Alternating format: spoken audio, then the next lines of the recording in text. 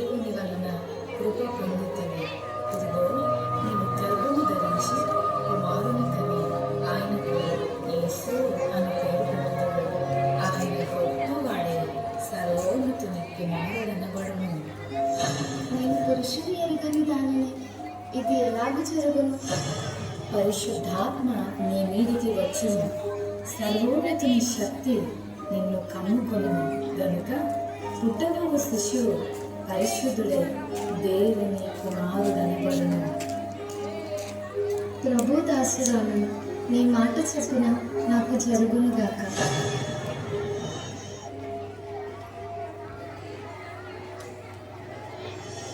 ఆమె భర్త అయిన యోసేపు ఇంటిముంచుగా నుండి ఆమెను అవమానపరచినందుకు రహస్యముగా ఆమెను వివరణలు ఉద్దేశించాడు.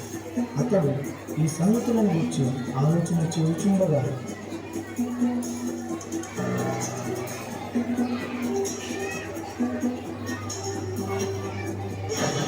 దావీదు కుమారుడైన యోసేపు, నీ భార్య అయిన మరియను చేర్చుకొనుటకు భయపడకుము.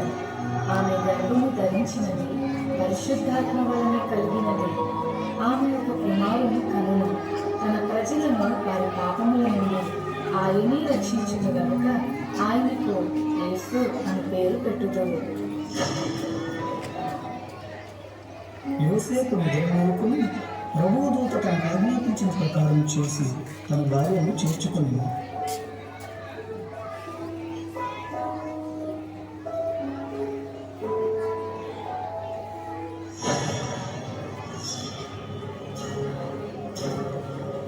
ఇందు మూలముగా 50 మంది ప్రజలకు తెలియజేయమనగా ప్రజా సంఖ్య రాయవాలని కైసర్ ఆగస్టు నిర్ణయించడం వలన ప్రజలంతా తమ తమ స్వగ్రామాలకు వెళ్ళి ప్రజా సంఖ్య రాయించుకోవాల్సిందిగా తెలియజేయడమైనది.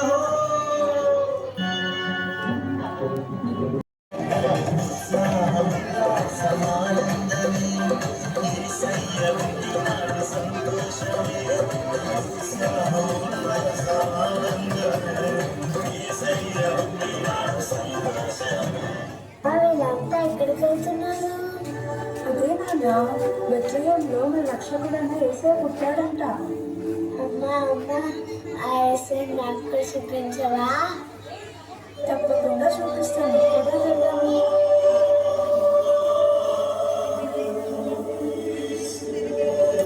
యేసు ఎంత మంచిగా ఉన్నాడో.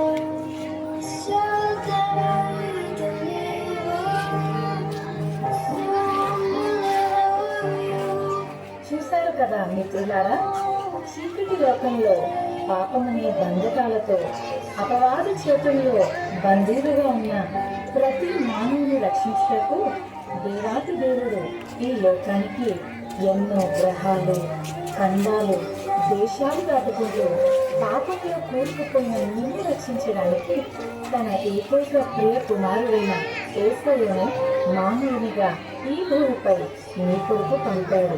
నిజ క్రిస్మస్ ఆనందం విందు వినోదాల్లో లేదు, కానీ నీ హృదయంలో క్రీస్తు ఉండటమే నిజమైన క్రిస్మస్. ఈ నిజ క్రిస్మస్ ఆనందం నీవు కూడా పొందుకోవాలని ఈ నా చిన్ని ప్రయత్నం.